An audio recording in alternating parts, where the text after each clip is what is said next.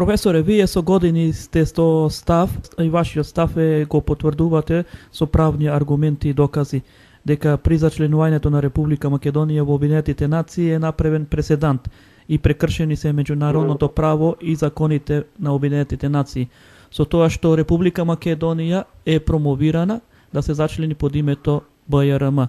Објаснете ни нешто подетално за ова и уште едно прашање, со години им препорачувате на владите на Република Македонија да ги прекинат преговорите и Република Македонија да побара советодавно мислење или потврда од Меѓународниот суд на правдата дека незаконски е зачленувањето на Република Македонија во Обединетите нации под референцата БЈРМ. Ве молиме, објаснете ни малку повеќе околу овој процес, имено кој го покренува процесот, како се покренува овој процес, што овозможува овој процес и ако е успешен и дали мислите дека успешно може да се спроведи?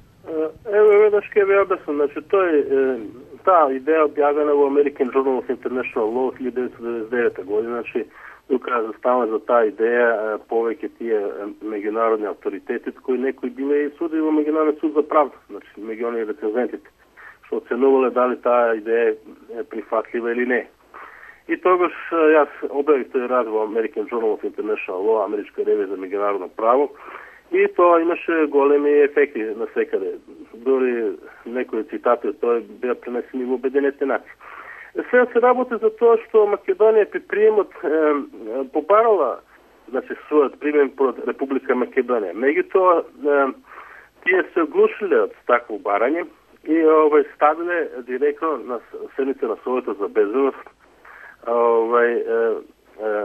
резолуција со фиром внатре, со бивша Југословенска Република Македонија, и на некој начин покажува со тоа дека не постојала можност таа да биде примена без таква референца.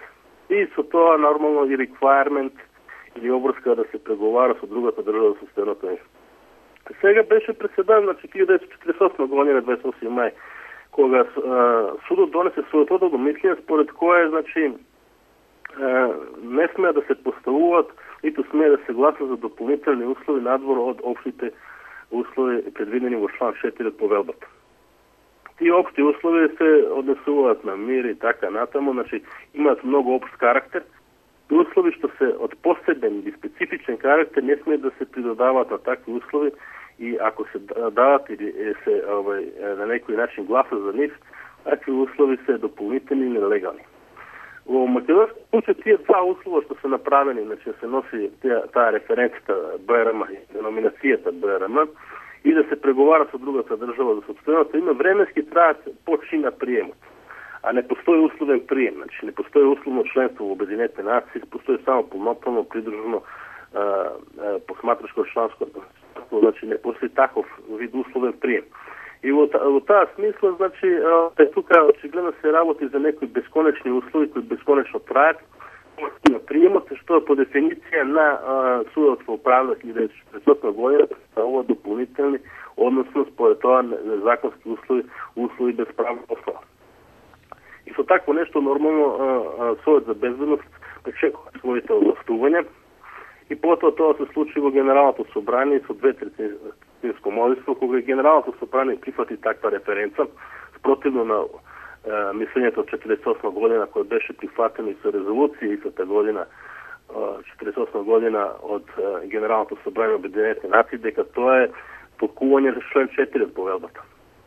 И сега се нормално постави прашање кога веќе се работи за пречекорување на член 4, што друго е повредено. Со тие две обврски повеќе, со тие два услови трансформирани во две обврски повеќе, повредени член 2 правната еднаквост на државите членки, потоа тоа е во став 1, потоа во став 4 политичка независност на едната држава, од тоа што сега веќе не е правно еднаква, и натаму забрана за мешање во внатрешна юрисдикција на државите, предвидено во став 7 од членот 2. Со сите тие прекршувања, значи Македонија е дискриминирана во членството и onda се поставува нормално прашање сега што Македонија може да направи. Сега заради еден таков процедурален пропуст, ние сме принудени да преговараме со друга држава и да трпиме сите штети по дигнитетот на државата. И да трпиме сите штети кои произлегуваат тој процес. Сега, за да се исправи на таква грешка, направена од Обединетите нации, која плаќа кроз тие преговори и кроз тие гневажи во Обединетите нации, сега ние мора да преку Генералното собрание побараме, Генерално собрание, значи наша инициатива да побара мислење дали тие услови се во согласност со повелбата на Обединетите нации, дали тие специфични услови да се носи референција, да се обврска за преговорите, да се преговара се дополнителни и со тоа нелегални, и да се види дали стварно таква референцията која е произлегла е нелегална. Значи дали такви преговорите се нелегални. И така поставено прашање од Генералното собрание, тогаш оди во Меѓународниот суд за правда и таму треба да се каже во судот врз база на судското мислење 48 година дека таквите услови по систем рез джудиката, значи судена веќе порано работа, не може да бидат легални. И ако не се легални, тогаш таа треба да се произнесе со тоа и да се врати тоа во форма на одговор до Генералното собрание. И потоа Генералното собрание по сите тие ситуацијно прифаќа тие мислења, треба легална референција да ја укине и да ја воведе во Обединетите нации Република Македонија. Уставното име Република Македонија, ти нема друго нешто. Со тоа суд признава дека постои само продолување на сопствен правен идентитет. Сопствен правен идентитет е името во меѓународно правна комуникација. И кога постои едно такво право признаено во суд и прифатено во Генералното собрание, со тоа Генералното собрание во истата резолуција ќе донесе и одлука да повеќе не сме да се користи нелегална референца фирм, туку уставното име Република Македонија. Кога тоа ќе се направи, сите други органи ќе почнат тоа да го користат, да применуваат, вклучувајќи специализирани и автономни организации во системот на Обединетите нации. И со тоа конечно по судска постапка, значи ќе се заврши целата процедура околу воспоставување име во Обединетите нации. Да. Професоре, ако се покрени ова, вие што го сугерирате, и ако е успешен овој процес, дали се уште мора да се преговара со Грција според привремената спогодба? Па привремената спогодба, мислам, што е направена така како што е направена, тука направена е во известна мера во заблуда. И Македонија може да каже дека во момент беше во заблуда кога е склучена таа спогодба. И сега ако на грците не им пречи, па ние натаму може да преговараме неврзано за овој судска процедура. Барање советодово мисли. Тоа не бараме ние, току тоа бара Генералното собрание на Обединетите нации од Меѓународниот суд за правда. Значи, ние фактички не водиме никаква правна процедура против Грција или да кажеме таква една процедура водат Обединетите нации, Генералното собрание на Обединетите нации, за да се расчисти дали таа дискриминација е прекршен внатрешен правен поредок на организацијата. Затоа што сега сите држави во Обединетите нации имаат, да кажеме, обврска да го чуваат правен поредок на организацијата. Меѓутоа, кога на една државата членка драстично се намалени права и е дискриминирана и така натаму, што доведува прашање и системот за представување во Обединетите нации, регулира со вратачно правни норми на организацијата, тогаш нормално се поставува прашање и за тоа на кој начин таа треба да го заштити правен поредок.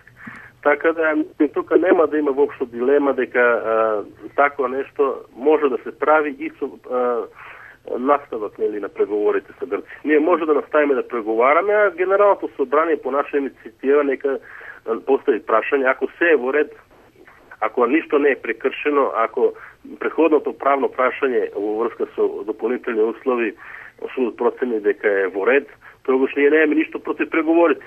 Меѓутоа, ако судот искаже дека такви дополнителни услови се нелегални, дека преговорите се нелегални, дека референција, тогаш ние можеме веднаш да престанеме со преговорите и до Генералното собрание до кој ќе се прифати такво мислење, не мора воопшто ни да преговараме со Грција.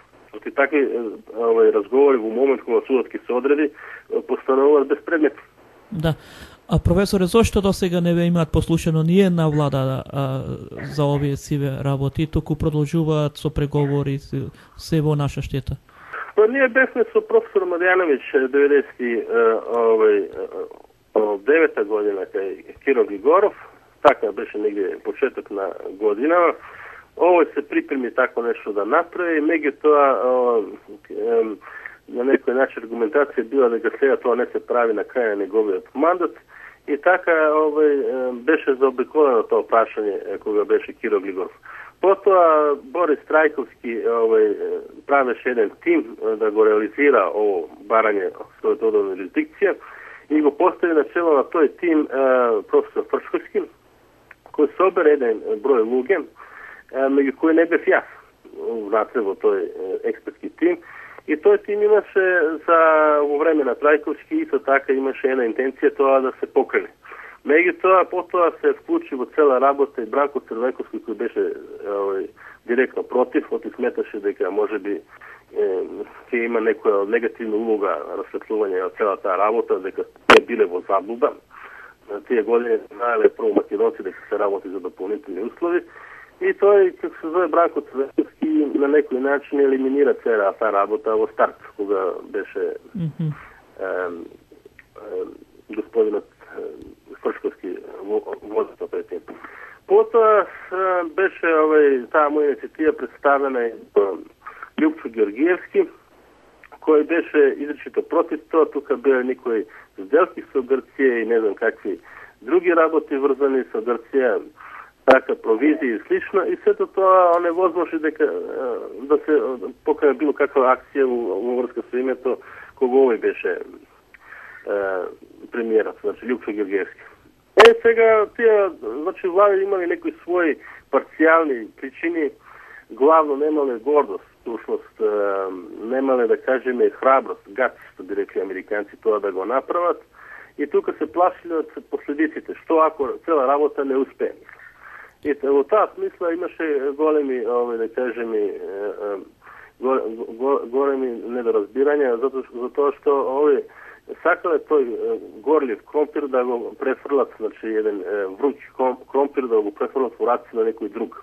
Сакале всушност некој друг да им реши таа работа, следната влада или некој од америчка или западна администрација да заврши работа место нас македонци. И затоа додовме во ово дереже во кое сега не може натаму да оде ниту во Европска унија, ниту во НАТО, мора да се стоиме изолирани заради тоа што не можеше на време да се покрене на таква акција. А што е со сегашната влада, веќе е во 4-та година, 5-та година, кој е нивниот став? Имате некој, му имате предложено сега? Јас имав единствено контакти со кабинетот председателот Иванов и како што разбрав во тие средби, така сусрети, имале позитивен став кон тоа, меѓутоа сакале изгледа се дојде до некоја последна точка, кога веќе ќе се покаже дека тие преговори веќе немаат никаков смисол и дури потоа да се покрене нека таква акција, таков тип.